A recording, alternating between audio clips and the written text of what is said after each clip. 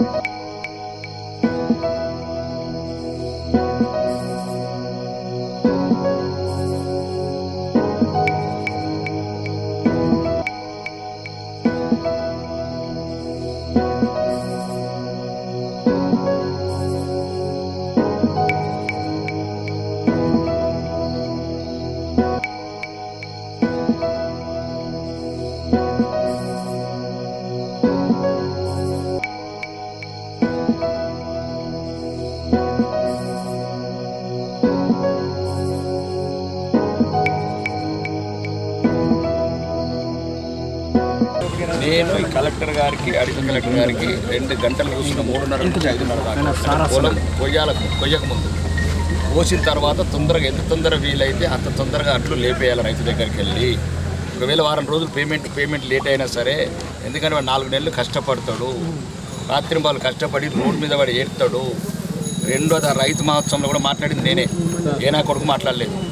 రైతులు రోడ్ల మీద ఉన్నారు, రోడ్ల మీద చచ్చిపోతున్నారు, ఎండలు పడుతున్నారు, వర్షం మొఖం చూస్తున్నారు. ఇప్పుడు పార్టీలకు అతీతంగా ప్రభుత్వం చేయాల్సిన పని ఏంటంటే రైతు ఎప్పుడైతే కోత కోసి మనం ఎండబెట్టినామో ఎండబెట్టక లేవటానికి ఒక రోజుగా అది పానం అలగా అయిపోతుంది. నేను వ్యవసాయం చేసినా ఎదుగుంటున్నా అని ఎద్దు వ్యవసాయం చూసినా ఇక్కడికి వచ్చిన నేను అవగాహన ఉంది కాబట్టి 1 మంత్ ముందు చెప్తున్నా, ఇప్పుడు కాదు.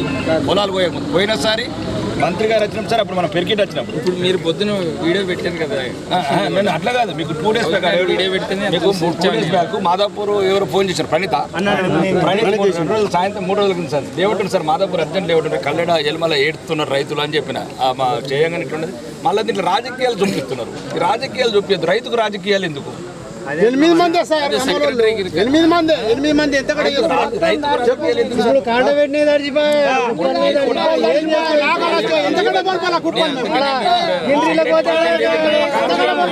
ఐకేపీ అని చెప్పి ఒక వారం రోజులు ఆగే సార్.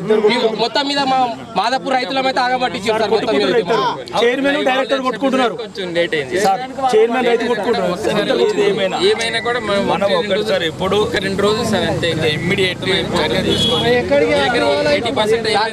ఈ వర్షం కాకుంటే మేము ఇంకో వారం అన్న ఆవుతోటి మంచి వర్షాలు పడితే మాకు ఇబ్బంది అవుతుంది సార్.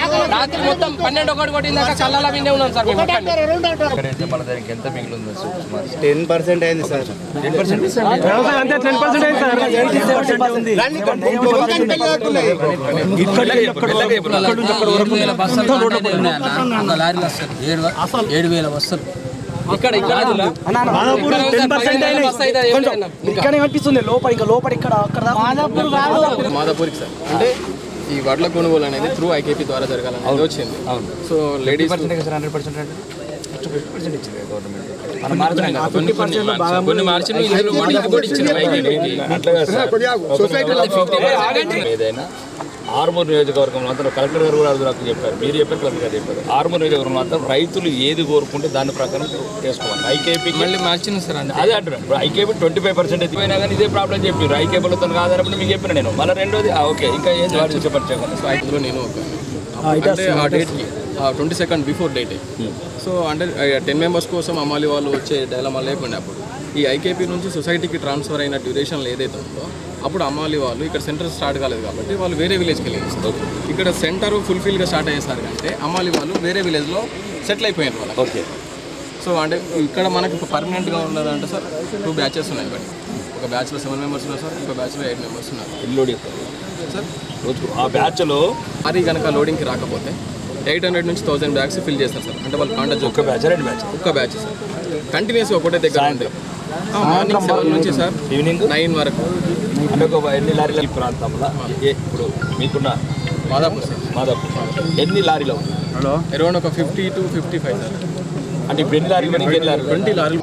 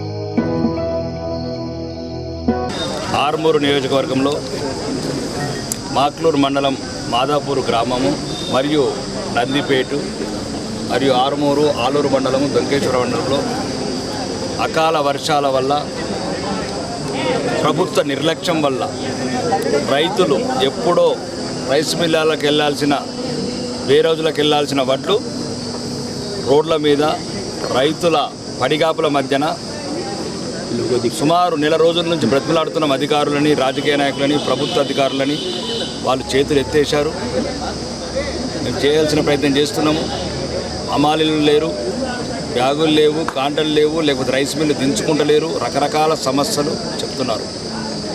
కాబట్టి ప్రభుత్వము వరి వేసిన రోజే మీకు ఎన్ని క్వింటాళ్ళు ఎన్ని వేల టన్నులు దిగుబడి వస్తుంది. అటువంటప్పుడు 5 సంవత్సరాల ఎన్నికలకే సమాయత్తమయ్యే రాజకీయ పార్టీలు ప్రభుత్వాలు రైతు 4 నెలల తర్వాత వచ్చే వడ్లు ఎంత వస్తాయో దానికి అనుగుణంగా లారీలు, కాంటలు, అమాలీలు కనెక్టెడ్ టు రైస్ మిల్స్ తక్కువ పడితే వేర్ హౌజెస్. కానీ ప్రభుత్వం నిర్లక్ష్యపూరితంగా మొన్న కూడా రైతు మహోత్సవంలో కూడా ప్రధానంగా సమస్యలు ఎవరైతే జరిగింది, దక్షిణ తెలంగాణకు చెందిన సీనియర్ మంత్రులు అందరు వేదిక మీద చెప్పడం జరిగింది. దయచేసి ఉత్తర తెలంగాణ మీద కక్ష పెంచుకోకండి. రైతులు దక్షిణ తెలంగాణ రైతులైన ఒకటే, తెలంగాణ రైతులు ఒకటే, భారతదేశంలో రైతులు ఒకటే. వారి కులాలు, పార్టీలు, మతాలు లేవు. ముఖ్యంగా ఇప్పుడు ఈ వర్షాల వల్ల నష్టపోయిన రైతు ఎటువంటి ఇబ్బంది లేకుండా ఒకవేళ గింజ కలరు మారినా లేకపోతే మైచర్ పెరిగినా ఇమ్మీడియట్లీ రైతు కల్లాలకు వెళ్ళి రోడ్డు మీదకి వెళ్ళి ఇమ్మీడియట్లీ ఇప్పుడు కలెక్టర్ గారికి చెప్పడం మీ ప్రభుత్వం కూడా స్పందించి ఇక్కడ ఏ ప్రాంతంలో అయితే రైతులు నష్టపోయారో ఇమ్మీడియట్లీ అవి కల్లాలకు వెళ్ళి సంచులు తీసుకొని ట్రాన్స్పోర్ట్ చేసి రైస్ మిల్లకు తరలించుకోండి, లేకపోతే ప్రైవేట్ వేరే తరలించుకోండి.